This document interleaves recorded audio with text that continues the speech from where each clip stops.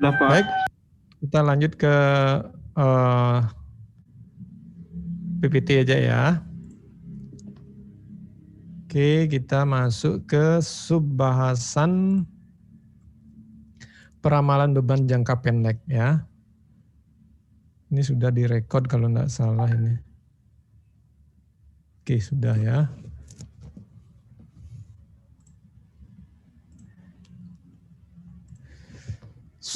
Tujuan subbahasan ya, mahasiswa dapat menjelaskan perbedaan jenis peramalan dan kegunaannya ya. Artinya karena kita berbicara adalah peramalan beban jangka pendek, kita nanti melihat perbedaan jenis peramalan beban dan kegunaannya. Artinya kita mengklasifikasikan jenis-jenis peramalan beban berdasarkan kegunaannya, bukan berdasarkan waktu ya. Artinya waktu itu kalau menurut Bapak nomor 2 ya, yang penting adalah tujuannya atau digunakan untuk apa sih. Kalau jelas penggunaannya baru kita membutuhkan peramalan ya, bukan berarti kita mengklasifikasikan berdasarkan waktu ya, tapi berdasarkan kebutuhan. Berikutnya adalah metode-metode yang digunakan untuk peramalan ya. Baik metode klasik, expert atau sistem pakar ya. Kalau bahasa Inggrisnya expert, tetapi kita mengenalnya dengan sistem pakar. Kemudian ada pemodelan menggunakan JST ya. JST jaringan serap tiruan ya. Kemudian mungkin nanti bagi yang tertarik bisa menggunakan ANFIS ya, karena Bapak kemarin mempelajari ANFIS. Ternyata ANFIS yang sering digunakan oleh Pak Gin untuk kontrol ya, untuk kontrol sistem, lebih enak kalau dia digunakan untuk peramalan atau pemodelan sistem. Jadinya Anda bisa mengkombinasikan antara jaringan syaraf tiruan dengan fasi logik ya. Karena ANFIS itu artinya adalah adaptive fasi inference system, artinya dia mengkombinasikan antara JST ya dan fasi ya. Kemudian terakhir kita masuk ke model-model beban ya. Artinya di sini perbedaannya kalau metode itu adalah cara ya.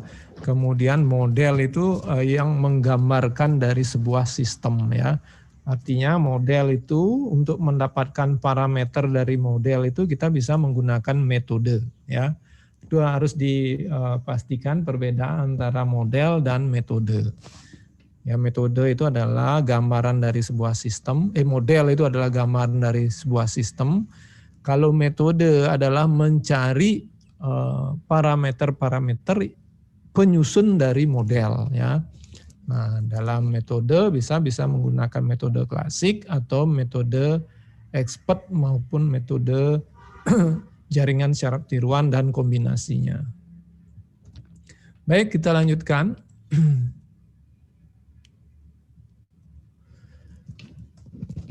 Skala waktu dan kegunaannya ya, artinya bukan berdasarkan skala waktu saja, tetapi juga kita melihat kegunaan dari peramalan beban jangka pendek ya, panjang ataukah sangat pendek ya, karena dalam peramalan beban umumnya ada juga referensi lain yang mengklasifikasikan ke dalam 3 waktu ya, yaitu jangka pendek, kemudian jangka menengah dan jangka panjang ya. Kalau buku referensi yang Bapak acu dia jangka menengah dan panjang itu dijadikan satu, yaitu peramalan jangka panjang ya, yaitu pertumbuhan beban lebih dari bulanan dan tahunan ke depan ya. Karena memang kalau menengah biasanya dianggap sebagai untuk pemeliharaan ya, pemeliharaan dan operasi, sedangkan jangka panjang untuk perencanaan. Kalau memang ada referensi yang memisahkan jangka panjang itu menjadi 2, yaitu jangka menengah dan jangka panjang. Biasanya diklasifikasikan berdasarkan Jangka panjang adalah perencanaan, ya. Jangka menengah operasi dan pemeliharaan, biasanya seperti itu. Tapi di sini Bapak jadikan satu, jangka panjang saja. Nah, kalau jangka pendek, kalau di referensi lain sudah dianggap jangka pendek dan jangka sangat pendek. Tetapi di sini kita membicarakan operasi ekonomis sehingga kita harus mengklasifikasikan pendeknya. Karena yang dimaksud pendek dalam klasifikasi ekonomis adalah perencanaan atau peramalan beban dalam 7 hari ke depan, ya. Mengapa 7 hari? Karena memang yang berbeda dalam hari itu kan 7, artinya ada Senin, Selasa sampai Minggu, ya. Begitu juga diulang, ya, Senin, Selasa, Minggu gitu, ya. Kalau misalnya bulanan Januari, Februari, Maret sampai Desember gitu, ya. Tahunan ya tahunnya yang panjang, ya, mungkin 5 tahun, 10 tahun. Nah, itu perencanaan dan pengembangan sistem, ya. Kalau operasi dan pemeliharaan artinya bulanan, ya, sampai 1 tahun ke depan, ya. Kemudian kalau pendek umumnya diasumsikan harian, ya. Tetapi di sini Bapak klasifikasikan lagi karena kita berhubungan dengan biaya ekonomis. Kalau biaya ekonomis berarti adalah perencanaan 7 hari ke depan, yaitu 168 jam ke depan. Mengapa 168? Karena 7 dikalikan 24, ya. 4 kali 7, 8, 2 gitu, ya. 14, 2 kali 7, berarti 14 tambah 4, ya, karena 48, berarti 168 jam ke depan. Itu artinya 7 hari ke depan, ya. Nah, kegunaannya untuk operasi unit komitmen, ya, ini adalah berhubungan dengan operasi ekonomis, ya, unit komitmen, koordinasi hidrotermal, ya, kemudian evaluasi transaksi energi, artinya ini berhubungan dengan biaya ekonomis. Kemudian ada peramalan beban jangka sangat pendek. Nah, di sini sangat pendek umumnya berhubungan dengan kesalahan alat ukur, ya. Ini kok ada UKM Prima Universitas Mataram. Baik, Bapak lanjutkan. Peramalan beban jangka pendek itu adalah 5 sampai 20 menit ke depan. Nah, peramalan ini berhubungan dengan optimasi, ya, aliran daya. OPF itu adalah optimal, ya, power flow. Bahasa Inggrisnya optimal power flow, artinya aliran daya optimal. Yang kedua berhubungan dengan state estimator, yaitu perkiraan kesalahan pengukuran. Karena dalam sistem biasanya kita memasang alat ukur, kita harus prediksi dia, ya, prediksi berapa kesalahan ukur, kemudian berapa delay dari alat ukur, artinya kesalahan itu akibat delay atau diakibatkan oleh kualitas alat ukur, begitu, ya. Jadinya kita bicarakan di sana di state estimator. Ya, kemudian kalau OPF itu adalah aliran daya optimal yang berhubungan dengan aliran daya tetapi memperhitungkan sisi ekonomis dan kekangan sistem, ya. Karena aliran daya kalau kita lihat berhubungan dengan satu adalah suplai, kedua penyalur, yaitu transmisi atau distribusinya, yang kedua beban. Kemudian harus ada level-level yang terpenuhi, misalnya tegangan pelayanan harus dalam rentang tegangan pelayanan yang diizinkan, gitu, ya. Begitu juga kapasitas pembangkit yang bisa dibangkitkan berapa. Begitu juga saluran itu nanti berapa daya maksimal, karena ada kemampuan antar arusnya. Karena sebuah saluran kan ada KAH-nya, ya, kemampuan antar arusnya. Sehingga dalam aliran daya optimal lebih kompleks lagi, lebih luas, tetapi dasarnya adalah aliran daya yang sudah Anda dapatkan di AST 1, ya. Jadinya pembangkit kalau di AST 1, pembangkit atau bus generator kan dayanya sudah di-set, ya. Misalnya 5 mega atau 2 mega. Tetapi kalau kita berbicara OPF, di awal bisa kita set, tetapi di akhir dayanya mungkin tidak sama dengan set awal. Karena apa? Karena dia memperhitungkan biaya. Karena tujuannya adalah sesuai dengan kata optimal adalah biaya minimum, ya.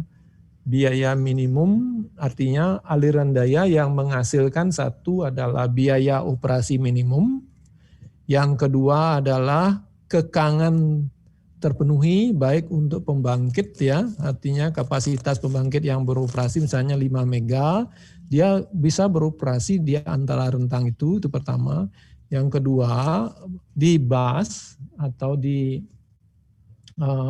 semua bus harus mempunyai tegangan dalam rentang tegangan pelayanan. Ya, tegangan pelayanan yang dimaksud ya menurut SPLN 1995 kan, seperti materi sebelumnya adalah plus 5% dan min 10%. Artinya tegangan dijaga. Artinya setelah aliran daya, tegangan memenuhi nilai-nilai sesuai dengan rentang tegangan yang kita berikan. Itu pertama. Yang berikutnya adalah besar daya yang mengalir, ya, yang bisa mengalir dalam jaringan. Artinya misalnya kabel ukuran 150 ya, diameternya, luas penampangnya 150 ya milimeter persegi. Berapa kemampuan antar arusnya yang dihitung dalam satuan MVA ya, karena level tegangannya berapa dikalikan arusnya. Nah nanti mungkin waktu Anda praktikum AST menggunakan Power Wall Simulator, di sana kan bisa disetting, bisa dilihat berapa persen kemampuan penyaluran. Kalau tidak salah ada simulasinya menunjukkan bahwa saluran itu sudah berapa persen dibebani gitu ya. Nanti UPF itu berhubungan dengan itu, artinya penyalurannya harus terpenuhi dalam rentangnya gitu ya. Berbeda dengan aliran daya biasa. Aliran daya biasa ya tidak memperhitungkan itu, pokoknya dia flow walaupun nanti arus yang mengalir ya atau daya yang mengalir di saluran itu melebihi dari kemampuan antarnya karena kita tidak menginputkan data kemampuan antar untuk saluran kalau di aliran daya biasa. Kalau aliran daya optimal kita harus masukkan data itu, artinya data saluran berapa kemampuannya ya, kemudian pembangkit berapa Pmin Pmax-nya ya, kemudian tegangan juga begitu, artinya bus di setiap tegangan di setiap bus itu berapa rentang yang diizinkan. Nah itu harus diinputkan semua untuk optimal power flow ya. Nah itu yang kita butuhkan untuk analisis optimal power flow dan estimator adalah peramalan beban jangka pendek ya, peramalan 5 sampai 20 menit ke depan. Baik, itu perbedaan waktu peramalan dan kegunaannya ya. Jadinya mungkin Anda melihat panjang, menengah, sama pendek itu ya, ada seperti itu. Kalau Bapak panjang dan menengah jadi satu di panjang, kemudian pendeknya yang dipisahkan lagi. Karena ada buku yang lain pendek ini sudah semuanya ini termasuk peramalan untuk ekonomis, peramalan untuk optimasi, kesalahan ukur dan yang lain. Tapi alangkah baiknya di step lagi ya, artinya sangat pendek, kemudian pendek, menengah dan panjang gitu ya. Tapi karena kita tidak memperhatikan menengah dan panjang, kita bisa jadikan satu ya. Artinya untuk perencanaan yang panjang, kemudian operasi pemeliharaan yang menengah gitu ya. Oke, selanjutnya. Metode-metode yang ada ya. Di sini metode-metode yang ada. Nah, dalam penyelesaian metode kita menggunakan algoritma ya, apakah algoritma klasik ya, ataukah kecerdasan, ataukah sistem pakar ya, untuk diterapkan dalam metode tersebut. Nah, metode yang digunakan artinya ini kita berbicara peramalan beban jangka pendek ya, karena untuk tujuan ekonomis perencanaan beban untuk operasi ekonomis. Pertama berdasarkan hari yang sama ya, artinya dalam seminggu, karena peramalan jangka pendek kan 7 hari ke depan. Intinya kita bisa mengklasifikasikan hari yang sama, misalnya Senin dengan Senin ya, Selasa. Artinya beban Senin kemarin akan identik dengan Senin, artinya hampir sama dengan Senin hari sekarang gitu ya. Itu juga Selasa, Rabu, Kamis, Jumat, artinya bisa seperti itu ya, berdasarkan penskalaan waktu. Artinya Senin sekarang bisa kita ramalkan dari Senin minggu yang lalu, Senin 2 minggu yang lalu, Senin 3 minggu, sampai Senin berapa minggu yang lalu. Karena semakin banyak data, kita akan mendapatkan informasi yang lebih baik ya. Itu berdasarkan hari yang sama. Pendekatan hari yang sama. Atau kita bisa klasifikasikan hari supaya tidak terlalu banyak data, mungkin kita bisa jadikan satu ya, ada hari kerja ya, ada hari pendek dan hari libur kan itu, atau weekend ya, bisa dipisah berdasarkan itu. Hari kerja misalnya Senin, Selasa, Rabu, Kamis gitu ya. Artinya beban untuk hari kerja mungkin setelah Anda lakukan sebuah pemodelan, kemudian diselesaikan, oh ternyata bebannya hampir sama gitu ya. Oh bisa dianggap sebagai sebuah hari kerja. Karena memang dalam peramalan beban, untuk satu daerah satu dengan daerah lain tidak bisa kita samakan ya. Sifatnya daya unik ya. Begitu juga misalnya hari pendek, Jumat ya. Jumat hari pendek, kemudian hari libur. Nah, hari libur ini bisa kita anggap weekend Sabtu Minggu ya sebagai hari libur. Nah, mungkin bebannya akan berkurang karena kantor-kantor sudah tidak tidak beraktivitas gitu ya. Sehingga bebannya mungkin bisa lebih rendah dari hari kerja ya. Begitu juga hari pendek, karena hari kerja dan setengah hari mungkin bebannya lebih rendah dari hari. Yang kedua, berdasarkan deret waktu atau time series ya. Nah, ini tidak melihat apakah hari kerja ataukah hari pendek ataukah hari libur, tapi berdasarkan hari sebelumnya. Misalnya peramalan hari Selasa dari data hari Senin sebelumnya gitu ya. Karena memang operasi pembangkit kan dia kontinu, tidak putus ya. Artinya hari Senin beroperasi, hari Rabu tidak beroperasi, kan tidak seperti itu, tapi kontinu, sehingga dalam peramalan beban juga kita bisa menggunakan deret waktu atau time series ya. Artinya seperti Bapak sampaikan tadi, beban sekarang artinya besar beban yang dibangkitkan sekarang karena ada hubungannya dengan beban yang dibangkitkan kemarin gitu ya. Artinya penggunaan konsumen kemarin ada hubungannya dengan penggunaan konsumen saat ini, sehingga pengamalannya bisa dengan berdasarkan deret waktu atau time series ya. Kemudian yang berikutnya adalah sistem pakar ya, atau expert system.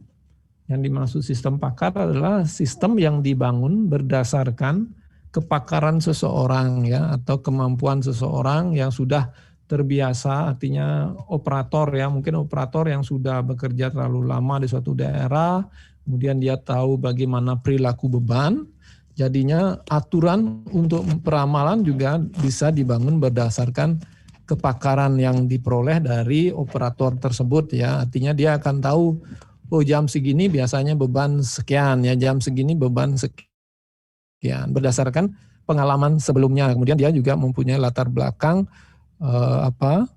mengekspektasi seperti itu ya. Kemudian yang terakhir adalah jaringan secara tiruan ya, atau ANN. Nah di sini JST artinya dia perlu pelatihan ya. Artinya karena ANN itu atau jaringan secara perlu pelatihan dari data-data sebelumnya. Artinya apakah dia berdasarkan hari yang sama, berdasarkan deret waktu, kemudian data-data itu dilatih dalam bentuk jaringan yang ada neuronnya. Karena JST itu ada 3 level ya, ada input, ada hidden layer ya, ada input layer, kemudian ada hidden layer, dan ada output layer. Biasanya setiap layer terdiri dari neuron ya. Neuron tergantung kalau inputnya 1, neuronnya 1 ya. Kalau outputnya satu, neuronnya satu ya. Kalau misalnya input outputnya banyak ya neuron layer di input dan output jumlah neuronnya bisa lebih dari satu. Kemudian ada hidden layer. Nah, hidden layer ini akan mempengaruhi kualitas modelnya. Ya, kualitas dari sistemnya nanti ya. Karena kalau hidden itu dia bisa 3 layer, 4 layer ya. Artinya di dalam hidden layer terdiri dari, nanti Bapak kasih contoh ya.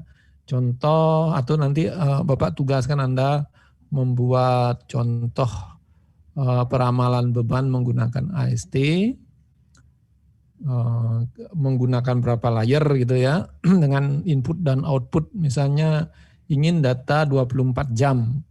Hari ini berdasarkan, hari ini adalah hari Senin berdasarkan Senin kemarin dan Senin-Senin sebelumnya gitu ya. Anda bisa latih dengan menggunakan ANN sehingga tahu dari jam 00 sampai jam 24 ya, didapat berapa perkiraan beban yang akan yang perlu dipersiapkan oleh pembangkit atau penyedia daya yang akan digunakan oleh konsumen gitu ya.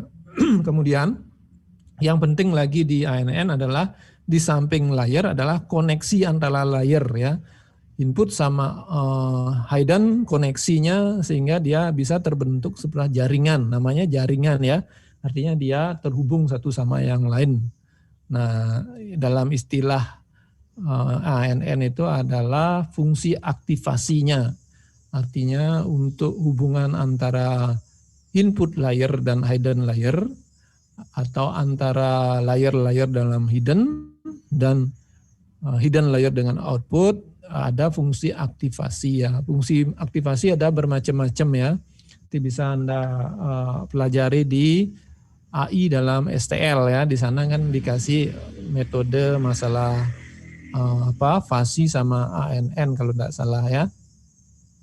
Anda Bapak dulu pernah mengajar AI dalam STL ya. Di sana ada kalau tidak salah sigmoid dia fungsinya, ada linier dan yang lain ya. Silakan dipelajari lebih lanjut. Masalah ANN, kemudian bisa Anda bandingkan ya untuk permasalahan karena kan data itu sangat unik ya setiap daerah, sehingga setiap fungsi aktivasi yang Anda gunakan belum tentu baik untuk daerah satu sama daerah yang lain.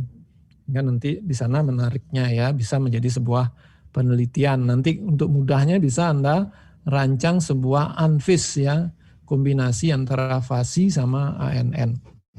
Baik, itu metode yang digunakan ya, metode yang ada artinya dalam pemodelan yang Anda inginkan, yang Anda modelkan berdasarkan hari yang sama atau deret waktu atau sistem pakar gitu ya. Atau KANN.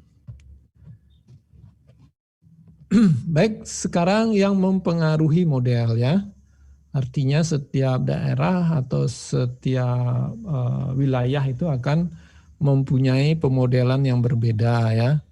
Karena memang sifatnya unik ya, karena di satu daerah misalnya di Mataram jauh akan berbeda dengan di Lombok Timur atau di Sumbawa gitu ya. Satu karena memang keseharian masyarakatnya, kemudian ada pabrik enggak di sana atau ada industri enggak di sana kan sangat berbeda sekali. Artinya belum tentu misalnya di Mataram ada, di Lombok Timur ada misalnya ada industri gitu ya. Jadinya tidak persis sama ya.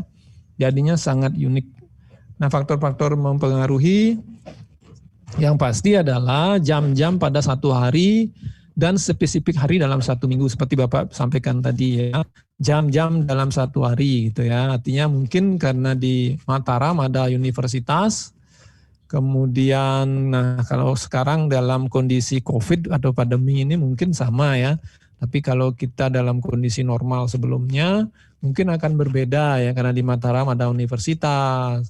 Sehingga mungkin paginya ada dosen yang ngajar, yang menggunakan LCD ya, kelengkapan daya untuk perkuliahan dan yang lain kan berbeda nanti bebannya dengan daerah lain yang tidak ada universitas itu ya, salah satu contoh itu ya. Samping itu juga misalnya ada pabrik-pabrik yang beroperasi ya di Mataram dan di daerah lain kan akan berbeda ya. Yang kedua, pengaruh cuaca karena perubahan temperatur, perubahan angin, kelembaban dan pergerakan awan ya. Nah, ini juga tidak bisa kita asumsikan sama ya. Artinya kondisi cuaca Mataram. Nah, untuk cuaca Anda bisa search di Google ya. Google Weather ya. Nanti akan kelihatan di sana berapa suhu, berapa untuk wilayah Mataram atau lingkungan Anda ya. Misalnya kalau Anda ingin misalnya melakukan peramalan beban untuk tugas akhir menggunakan metode UNFIS misalnya gitu, Anda bisa menggunakan data-data dari real time secara gini ya. Misalnya Anda dari sekarang sudah merencanakan sebuah tugas akhir, ya rekodlah data cuaca yang dapat dari Google bisa ya. Yang penting sumbernya jelas dari mana, kemudian dirujuk data cuaca, data kelembaban dan yang lain di lingkungan mana, kemudian Anda bandingkan beban di sana. Tapi ada enggak PLN punya khusus pendataan beban di daerah itu kan begitu. Nanti Anda bisa prediksikan peramalan beban untuk seperti apa gitu ya. Berikutnya adalah strategi tarif harian. Mungkin ini kita di Indonesia tidak berlaku ya. Strategi tarif kalau di luar sudah diperlakukan seperti telekomunikasi ya. Misalnya Anda mempunyai provider XL, Simpati, Tri kan mempunyai strategi tarif dia. Artinya harga per bukan per KWH ya. Kalau di telekomunikasi kan gunakan kuota ya, misalnya sekian mega harganya sekian untuk jam sekian kan, misalnya kuota yang gratis malamnya gitu ya. Artinya kan dia sudah menggunakan strategi tarif. Artinya saat malam Anda menggunakan internet free gitu ya. Atau misalnya Anda membeli paket untuk jam sekian sampai jam sekian, kuotanya sekian ya. Artinya Anda dikasih 5 mega untuk malam, artinya bisa digunakan dari pukul sekian sampai pukul sekian. Mungkin ke depan kalau sudah artinya PLN menggunakan, mungkin ya kalau PLN sudah bisa menjamin ketersediaan dari daya, ya, artinya tidak ada pemadaman, kemudian kalau ada pemadaman PLN dikenain denda seperti itu, kemungkinan ke depan penyedia daya akan memperlakukan strategi tarif supaya menekan kurva beban harian sehingga beban itu bisa merata ya, seperti sebelumnya. Kalau kurva beban hariannya bisa ditekan atau landai, daya yang disediakan untuk menyuplai menyuplai konsumen kan bisa lebih sedikit. Artinya tidak perlu cadangan daya yang begitu besar. Artinya kalau mempunyai mesin misalnya 5 mega, ya 5 mega itu beroperasi 24 jam. Artinya karena beban memang selama 24 jam sama gitu ya. Seperti itu, sehingga ke depan kemungkinan apalagi sistem pulsa sekarang ya, kalau sudah masuk ke meteran, dia bisa mengeset meteran itu ya, meteran bahwa nanti kalau dari jam sekian sampai jam sekian per kWh tarifnya sekian. Jadi nanti kemungkinan kalau sekarang kan kWh meternya, kalau Anda beli pulsa masuk ke kWh meter, satuannya kan kWh ya. Ke depan mungkin satuannya rupiah. Artinya nanti bisa berkurang sesuai dengan daya yang Anda gunakan dan waktu penggunaannya. Misalnya saat jam pagi ya, jam 7 sampai jam 5 sore misalnya begitu, biayanya lebih murah gitu ya. Karena tujuannya Anda dipaksa untuk kreatif, menggunakan listrik lebih banyak untuk produksi gitu ya, untuk menghasilkan, karena memang siang itu kita bisa bekerja untuk menghasilkan. Nah, di-push, dikasih harga listrik yang murah siang, sehingga bisa lebih kreatif untuk produksi ya, membuat inovasi-inovasi dalam produksi, kemudian menggunakan listrik lebih banyak, sehingga pada saat malam tarif listriknya dinaikkan. Artinya berbeda dengan telekomunikasi ya. Kalau telekomunikasi dia malamnya yang murah karena orang diajak bagaimana traffic yang di siang dikurangi dengan memindahkan pada saat malam hari. Tapi kalau listrik ya karena siangnya dia landai karena semua beban sudah dimatikan seperti lampu, penggunaannya sudah berkurang gitu ya. Nah, dengan strategi tarif mungkin nanti artinya pekerjaan-pekerjaan yang bisa dikerjakan siang hari akan dikerjakan siang hari ya,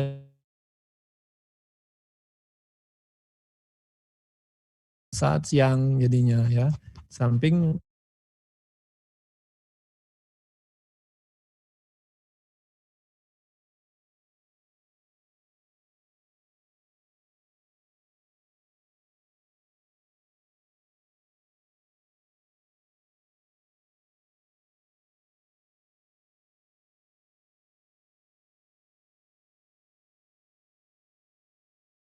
buat strategi tarif ya artinya nilai apa yang optimal yang prabayarnya itu ya apakah dalam bentuk pulsa ataukah dalam bentuk rupiah, kemudian transparansinya seperti apa itu ya.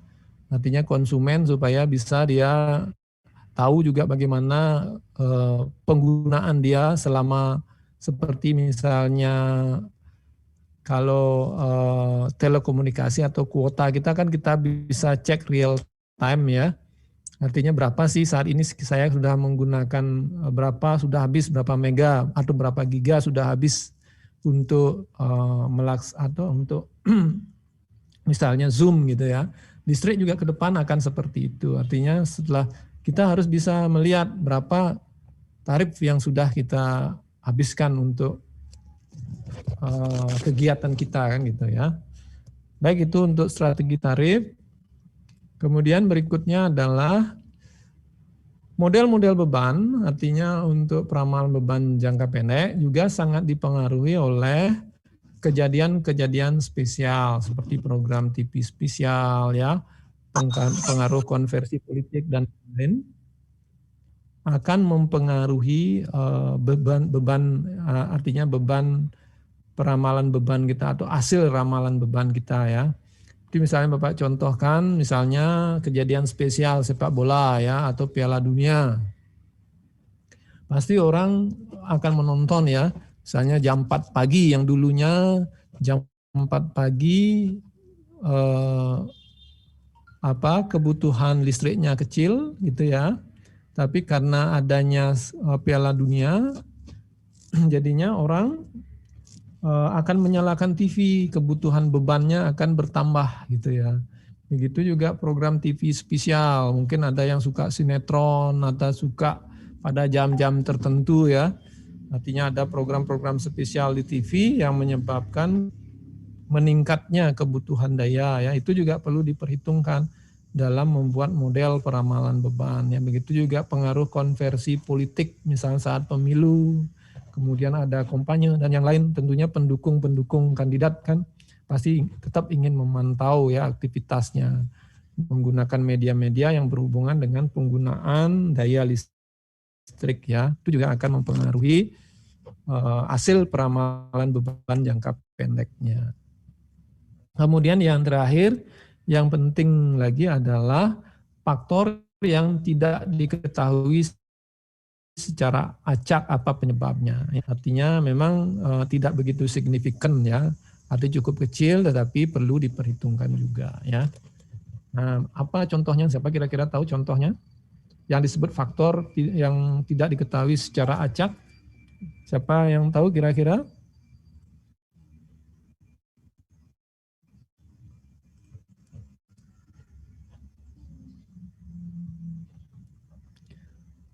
Siapa tahu? Lenka, apa kira-kira? Ya, Pak. Apa kira-kira tadi faktor yang tidak diketahui secara acak yang menyebabkan hasil peramalan beban itu bisa berbeda? Cuaca, Pak. Cuaca kan sudah. Kalau cuaca kan Oh, sudah, pengaruh cuaca, pengaruh temperatur sudah, strategi tarif harian sudah. Kira-kira faktor yang tidak diketahui secara acak yang menyebabkan ada hasil peramalan kita bisa melenceng dari yang seharusnya. Kira-kira apa? Bencana. Bencana, oke, bisa bencana misalnya karena ada kejadian bencana di suatu daerah misalnya ya, bisa. Yang lainnya? Salda atau Torik, Dwi, Faizal masih di sana nah ini?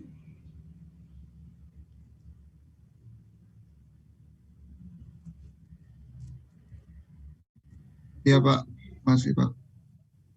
Masih ya? Apa kira-kira yang lain? Adalah perilaku dari orang itu sendiri ya. Misalnya Bapak contohkan, orang yang kadang-kadang sudah merasa nyaman, artinya udara nyaman dan yang lain gitu ya.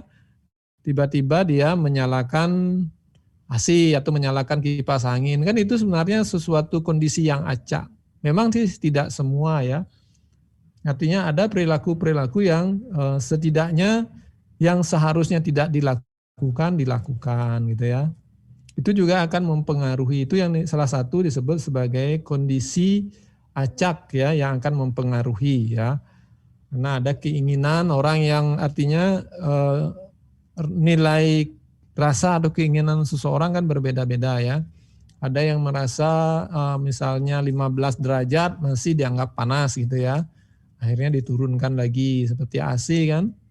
AC kalau kita setting kan 15, ada yang setting 20 gitu ya. Artinya kan itu dengan misalnya suhu di luar sekian, orang di dalam nyamannya kan berbeda ya. Apalagi untuk individu kan, kalau untuk komunitas sih mungkin tidak banyak berpengaruh, tapi kalau individu kan bisa berpengaruh ya. Kalau komunitas otomatis kalau sudah disetting sekian dalam ruangan rapat dan yang lain kan tidak semua orang bisa menurunkan atau menaikkan suhu ya. Tapi kalau dalam kondisi sendiri ya mungkin akan ada, apalagi misalnya lebih dari setengah penduduk melakukan seperti itu kan, dan perilakunya berubah setiap saat. Nah itu juga bisa dianggap sebagai kondisi acak ya. Baik, Bapak lanjutkan.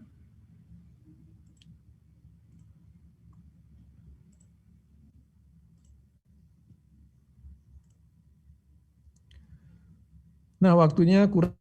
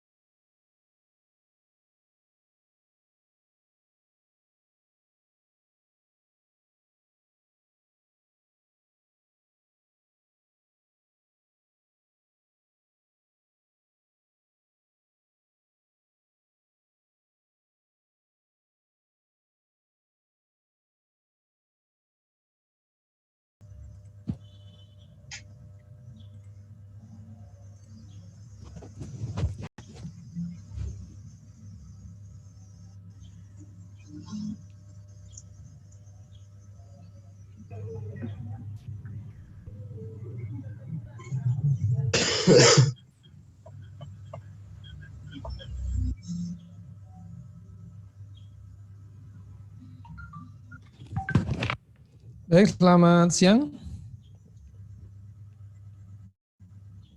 Siang Pak.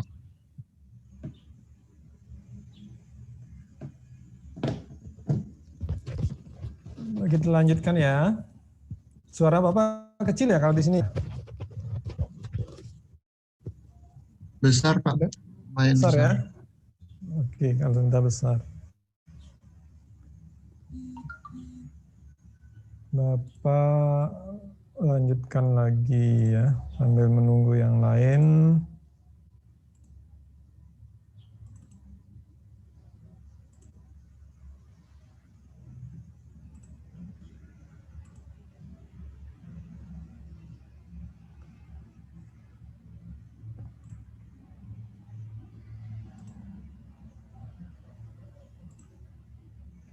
Baik, ini tadi ya. Kemudian kita lanjut slide berikutnya. Sehingga dalam bentuk rumusan matematis ya, model beban itu bisa dirumuskan seperti ini, yaitu PL ke K ya.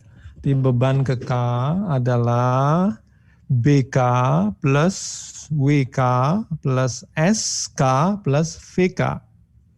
Di mana di sana PL itu adalah total beban pada jam ke K ya. Karena kita berbicara 168 jam, berarti nanti akan ada 168 ya data, karena memang satu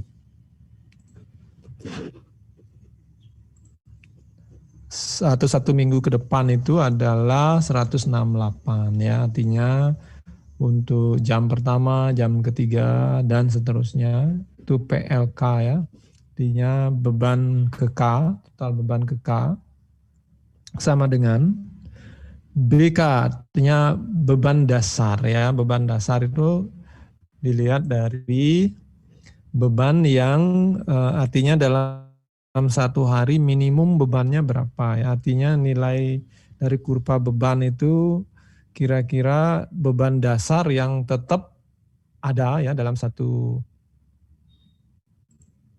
periode ya, 1 minggu ke depan itu.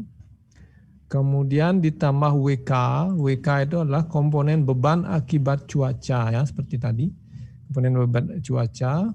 Kemudian SK, pertambahan beban akibat kejadian spesial. Apakah nanti daya berapa pertambahannya karena kejadian spesial ya, baik karena acara TV ya, kemudian konvensi politik ya, dan kejadian-kejadian lain yang sifatnya tidak rutin ya, artinya dia artinya dalam 1 minggu ke depan itu kejadian itu belum tentu ada gitu ya. Kemudian yang terakhir adalah VK, yaitu komponen yang diakibatkan oleh beban acak, artinya kondisi acak ya. Baik, berikutnya. Nah, sekarang kita berbicara identifikasi model. Kira-kira model yang cocok itu apa gitu ya? Karena setiap daerah itu mempunyai pemodelan yang sama ya. Satu ada model sensitif cuaca ya. Mungkin kalau kita di Indonesia tidak begitu banyak ada model sensitif cuaca ya. Ada 4 identifikasi model ya. Kira-kira model mana yang tepat gitu ya dari rumusan yang tadi.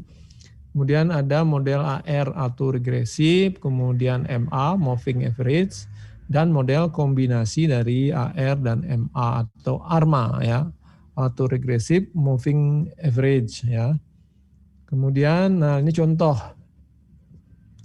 model sensitif cuaca. Nah ini ada suhu di mana suhu beban itu adalah beban dasar. Artinya orang sudah minimal untuk menghidupkan AC ya. Kemudian kalau model begini musim panas dia suhunya rendah di sini ya. Ini kan X-nya suhu. Di suhu ada suhu di mana orang itu nyaman, artinya kebutuhan bebannya tidak akan meningkat ya. Tapi kalau suhunya naik, nah musim panas itu ya, beban akan naik.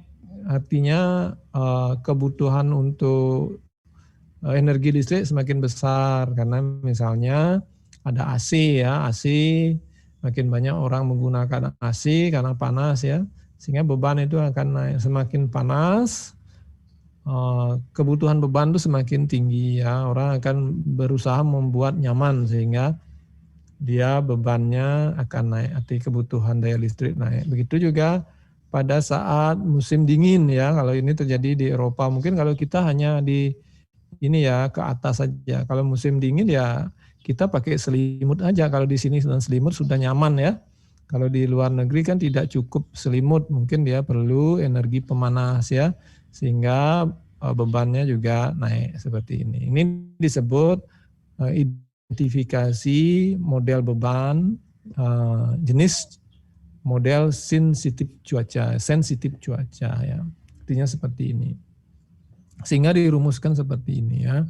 Artinya VLK sama dengan beban dasar yaitu ya plus delta suhu ya. Delta suhu itu adalah TS. TS itu adalah kondisi nyaman ya, kondisi suhu nyaman. Kemudian beban summer.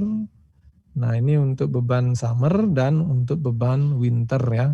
Kalau misalnya ini TS-nya beban dasarnya adalah saat TS ya, suhu TS untuk summer, kemudian untuk winter suhu pada saat base-nya atau base load-nya adalah TW. Tergantung dari data nanti ya. Misalnya dalam data dikasih keterangan base load pada suhu berapa gitu ya.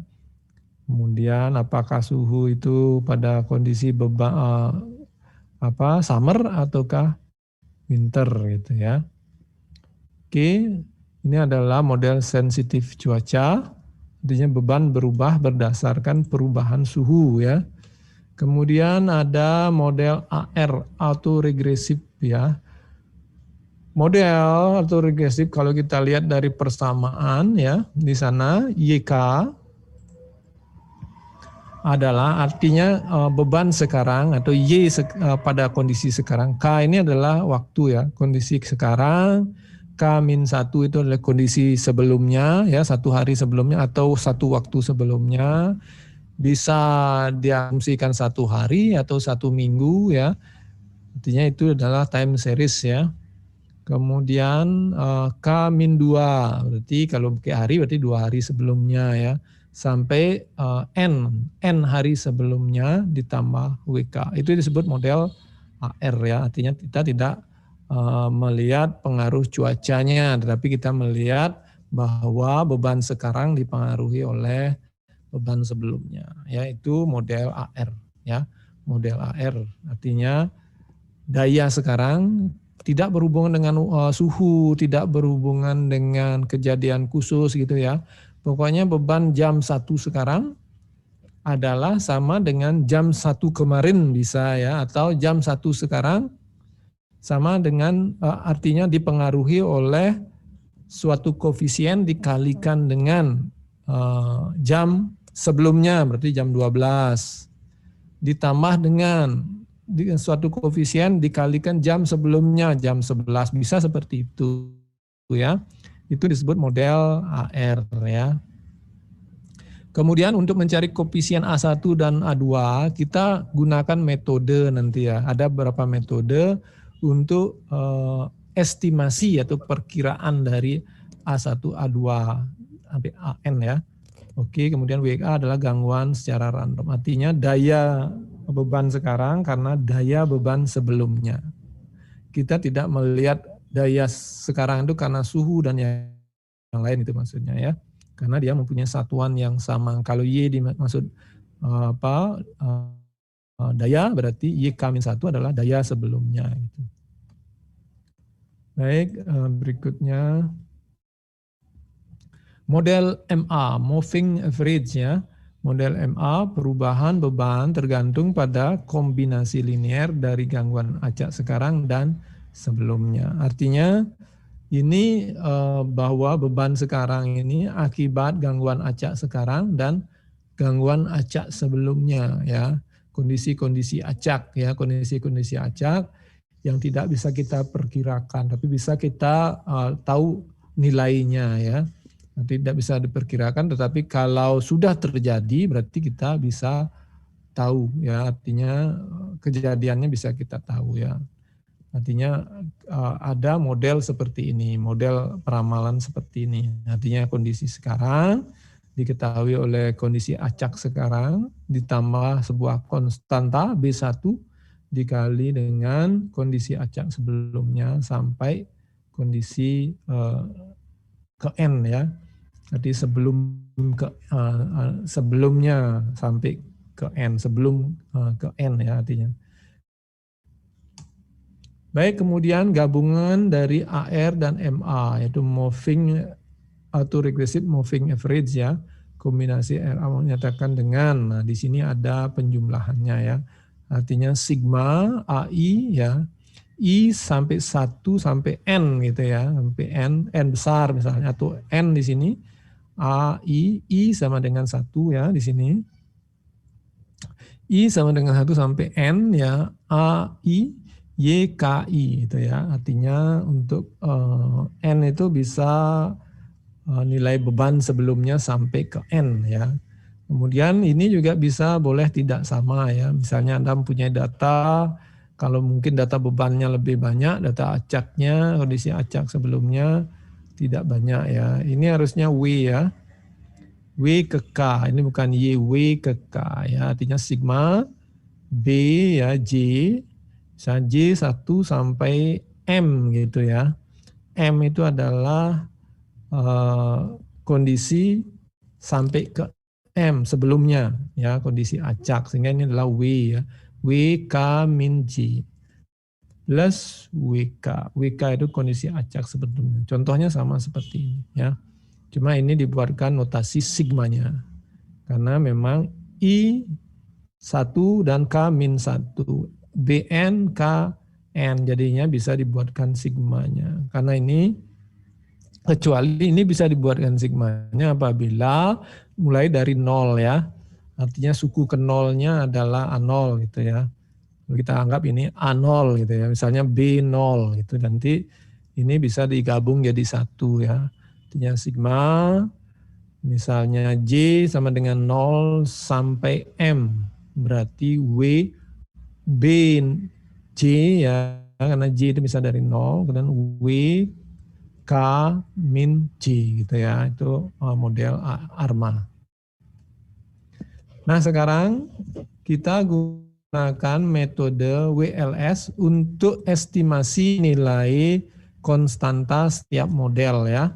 Artinya yang tadi kan kalau MA atau AR ada A1, A2, AM gitu ya. Begitu juga yang di model sensitif cuaca ada B ya.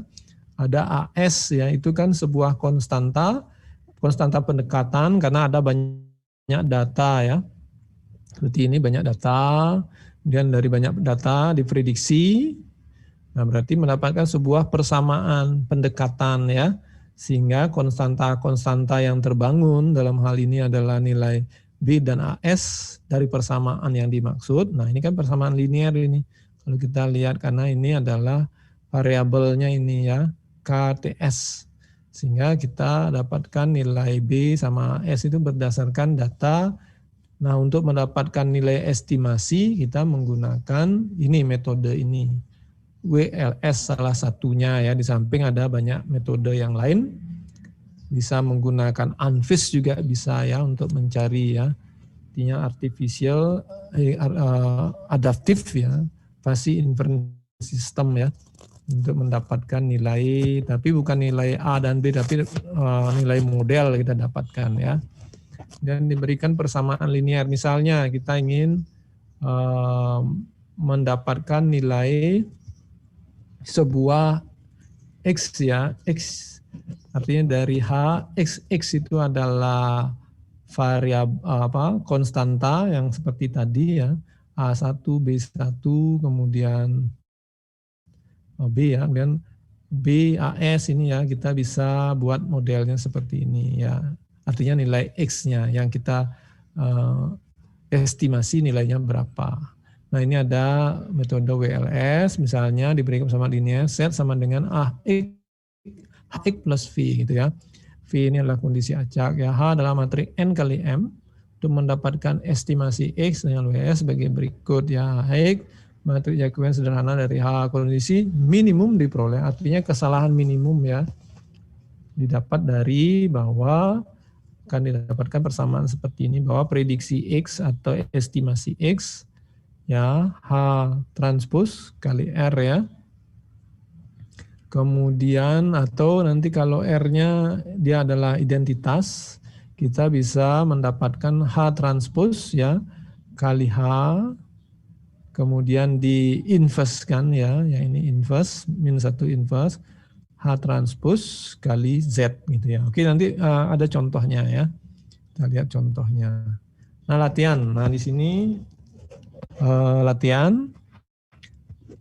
Misalnya beban PL gitu ya, PL dan beban PL dan temperatur ya, suhunya diketahui ya, artinya ada beban dan ada temperatur. Misalnya kita ingin mendapatkan beban hari ke 15, ini kan ada data sampai hari atau K atau jam ke 10 ya, jam ke-1, jam ke-2, jam ke-3 sampai jam ke-10. Misalnya kita ingin mendapatkan berapa sih daya pada jam ke-11 atau ke-15. Kemudian Anda disuruh membuat estimasi terbaik dari persamaan sensitif cuaca, yaitu nilai B dan A S-nya itu diestimasi, sehingga nanti akan didapatkan persamaan VL ya, VLK plus sama dengan B, yang ini ya, plus AS. Nanti nilai B dan AS-nya berapa, sehingga untuk jam ke K15 kita akan mendapatkan nilainya ya. Misalnya suhunya berapa, nanti kita akan tahu. Oh ternyata pada jam ke-15 suhu sekarang sekian, oh berarti beban adalah sekian gitu ya. Itu kan baru peramalan, artinya itu pun bukan nilai pasti ya, baru pendekatan.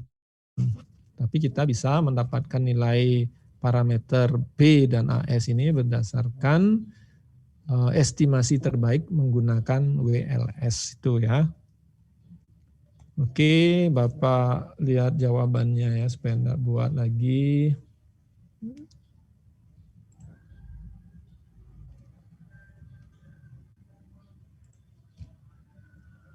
Oke, di sini ini kan sudah Pak share juga ya di daring, coba dilihat.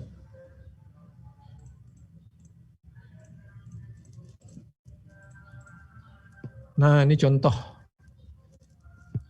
Contoh 56, diketahui beban PL temperatur pada studi beban sensitif cuaca di pada tabel 54 ya. Di soal yang tadi, yang ini ya, 54. Kemudian kita disuruh mengestimasi ya nilai B dan AS yang diberikan oleh PLK B, AS, min TS itu ya, di mana TS-nya adalah 75 derajat Fahrenheit ya, artinya suhunya dalam kondisi nyaman atau beban dasarnya untuk summer ya. Ini kan untuk summer, kalau delta K min TS, kalau delta winter berarti TW min delta seperti rumus tadi ya. Suhu ke K ya.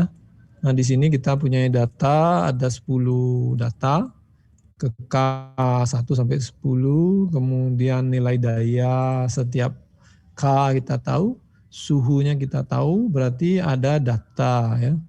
Dan dari sana pertama-tama dibuat matriks Jacobian H ya, Jacobian dengan ukuran 10 kali 2 ya, karena memang variabelnya B ada 2, yaitu variabel parameternya ada 2, yaitu B dan AS ya.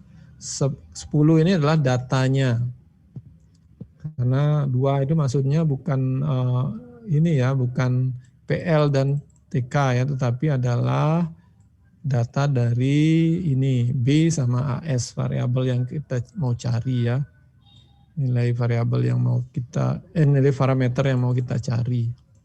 Parameter itu adalah penyusun dari model ya.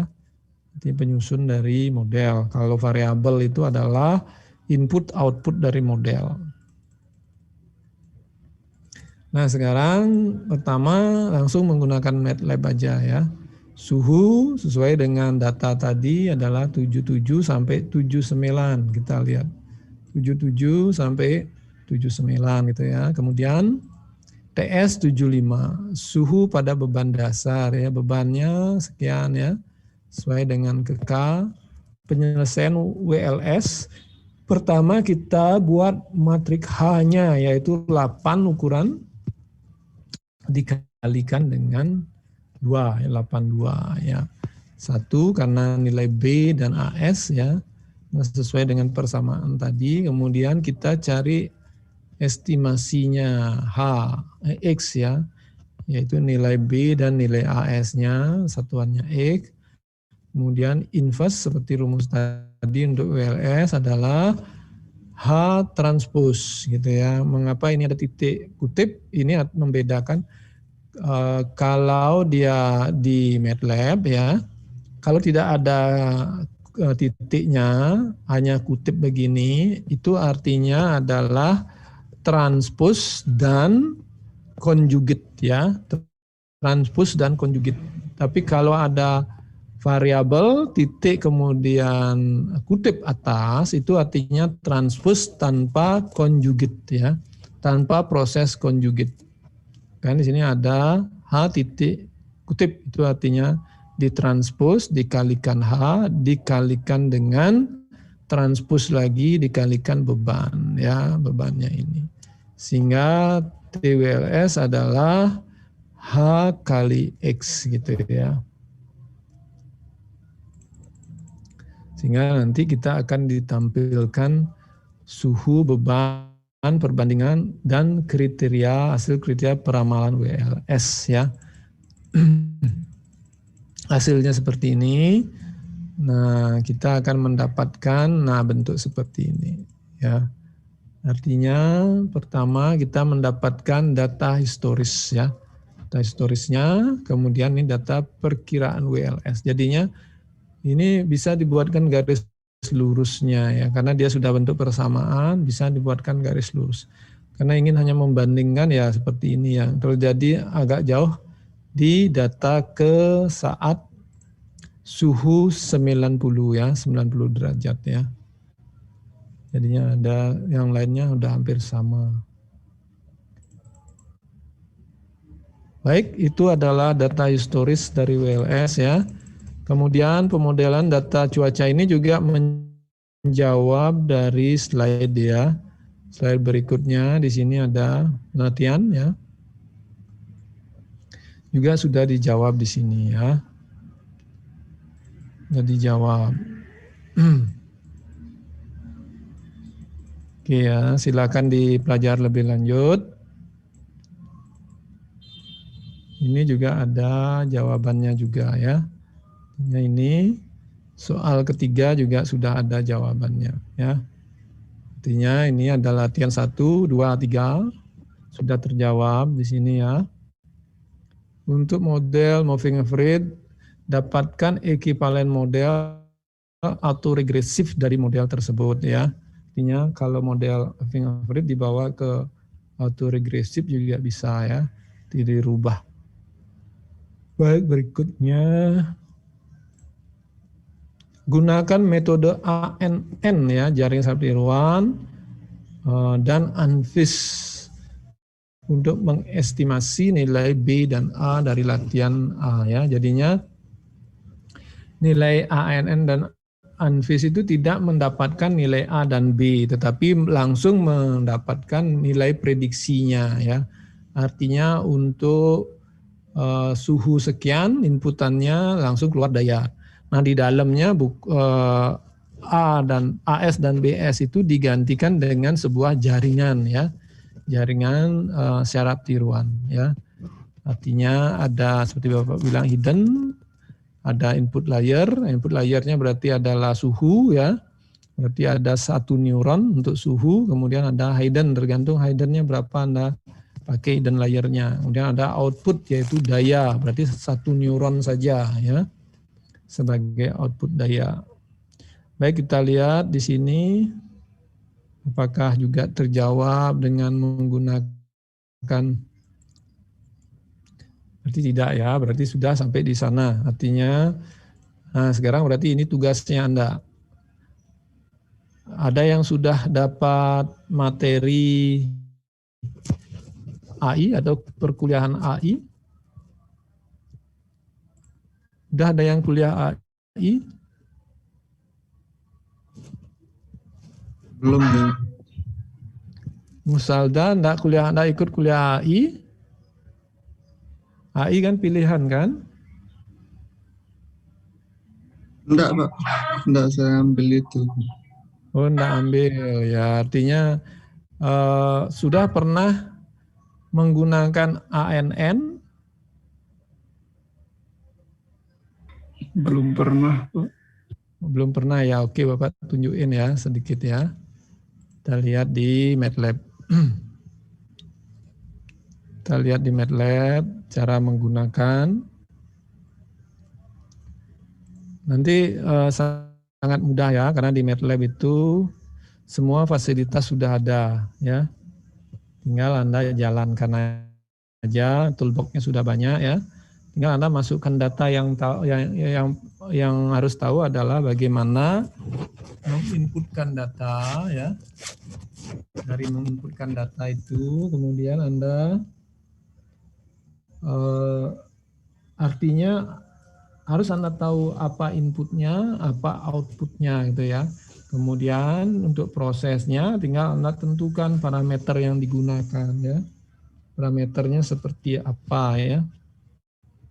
Oke, sambil menunggu internet. Oke, kita lihat ya di sini.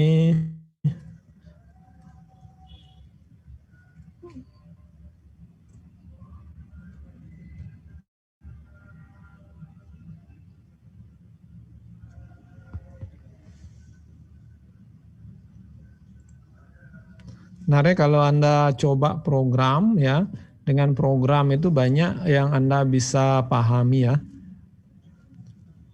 Oke, seperti ini ya, artinya Bapak share dulu ya. Share. Nah, sudah dilihat ya. Ini MATLAB-nya ya. Oke, dari sini ya. Anda tinggal help gitu ya. NNet kalau tidak salah untuk neural network ya. Neural network gitu maksudnya ya. Nanti dari sana Anda bisa belajarnya. Ini masih busy ya, masih loading dia. Nah, di sini sudah ada toolbox dari neural network ya, bagaimana membuat jaringan baru ya, bisa Anda pelajari. Artinya dari grafik user interface-nya ada ya, NNet Start, NNet Tool ya, View dan yang lain. Itu juga untuk membangun jaringan ya.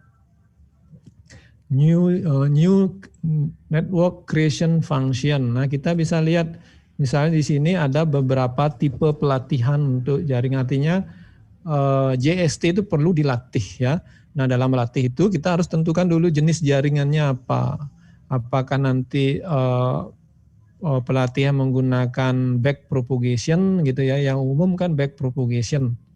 Jadinya Anda bisa membuat jaringan untuk back propagation. Anda bisa lihat di sini. Artinya yang mana menggunakan back propagation tinggal dicari saja ya. Nanti karena nanti itu menentukan jenisnya. Nanti bisa dilihat misalnya di sini new, karena ini versi yang baru ya. Biasanya new FF gitu yang dulu ya. Itu bisa Anda coba untuk new network time series. Nah, ini ada non-linear auto associated time series network ada ya. Time series network eksternal, kemudian regresi, probabilistic radial, exact recognition, kemudian layer feed forward neural network element.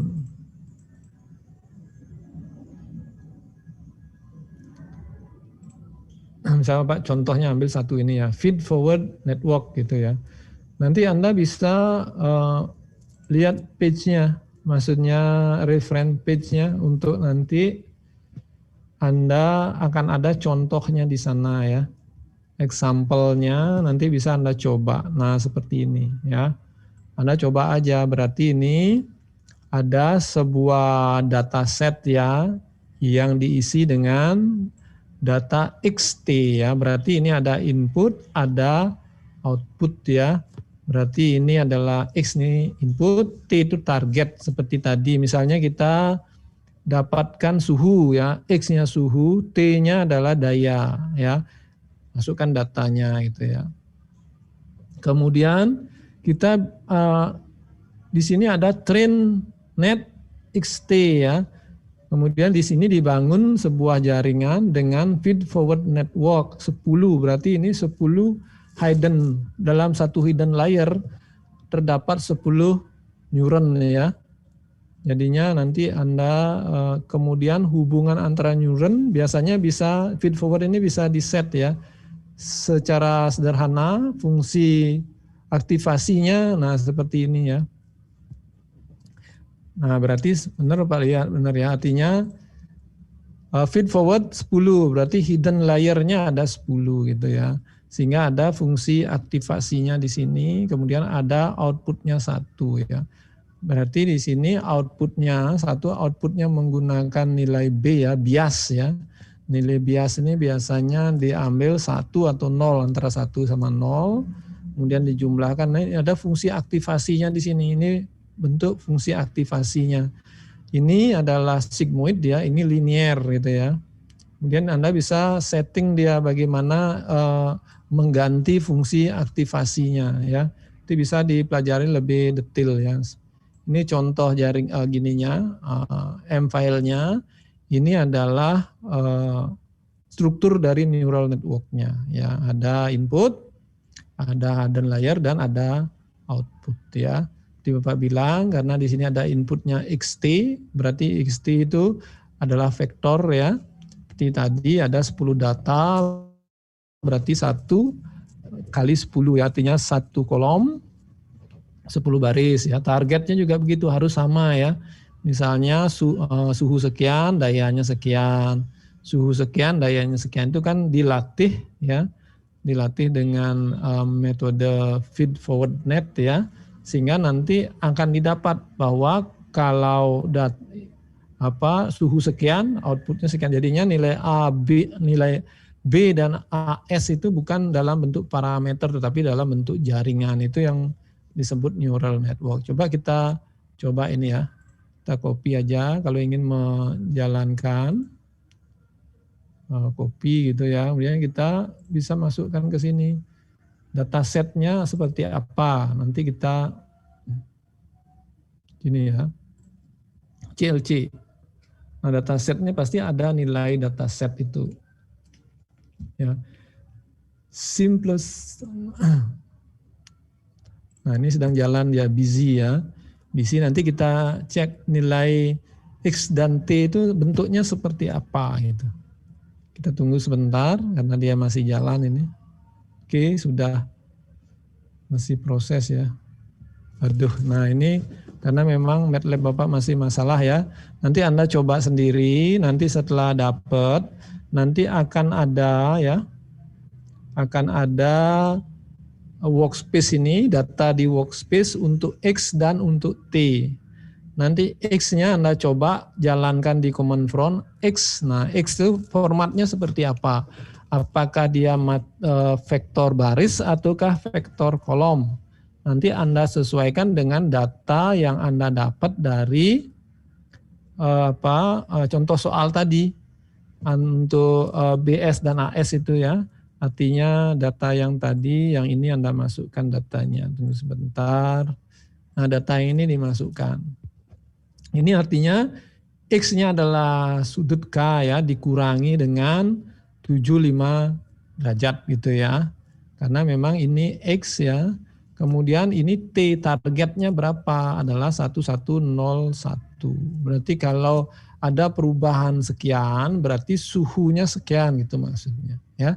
Nanti bisa Anda coba jalankan itu yang tadi ya. Setelah Anda coba jalankan itu, nanti di sini di workspace itu ada nilai X sama T. Nah, kita lihat format untuk X dan T itu dia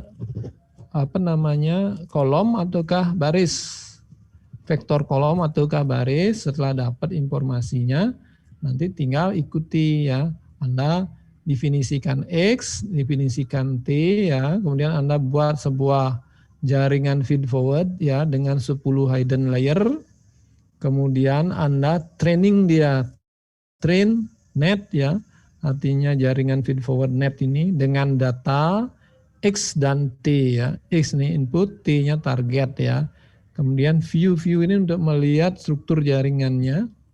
Kemudian YNet. Nah, ini untuk melihat hasilnya ya. Misalnya dari pendekatan realnya dan hasil dari prediksi neural network-nya. Untuk X yang lain atau suhu yang lain akan didapat tinggal net suhunya misalnya 30, tinggal net 30 nanti keluar dayanya gitu aja ya.